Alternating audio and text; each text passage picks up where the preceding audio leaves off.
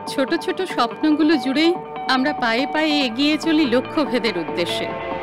ছাত্র জীবন থেকেই সৌরভ ভৌমিকের উৎসাহ ছিল ডিজিটাল দুনিয়া এবং তাকে সুরক্ষিত করার উপায় নিয়ে নিভৃত চর্চা। কয়েক বছর তথ্য প্রযুক্তি ক্ষেত্রে চাকরি করার পর অবশেষে তিনি মনস্থির করলেন আর অন্যের স্বপ্ন নয়, এবার তিনি পরিশ্রম করবেন তার নিজের স্বপ্নের পিছনে। পাশে পেলেন তার সহধর্মিণীকে। দুজনে মিলে তৈরি করে ফেললেন একটি স্টার্টআপ, যা কাজ করবে বর্তমান ডিজিটাল দুনিয়ার এক অতি গুরুত্বপূর্ণ বিষয়, সাইবার সিকিউরিটি।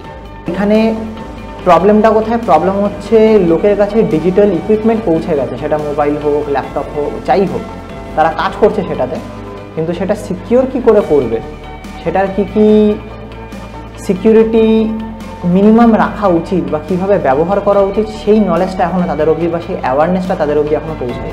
বিভিন্ন cyber crime, Kolkata police, CID, এদের সাথেও আমি কানেক্টেড ছিলাম, তাদের বিভিন্ন কেসেসে হেল্প করতাম। সাইবার সিকিউরিটির পাশাপাশি তাদের স্টার্টআপ নিরলস কাজ করে চলেছে artificial intelligence, machine learning, data science নিয়ে। 30 ঘন্টা, 60 ঘন্টা থেকে 600 ঘন্টার বিস্তারিত ট্রেনিং দিচ্ছে এই স্টার্টআপ।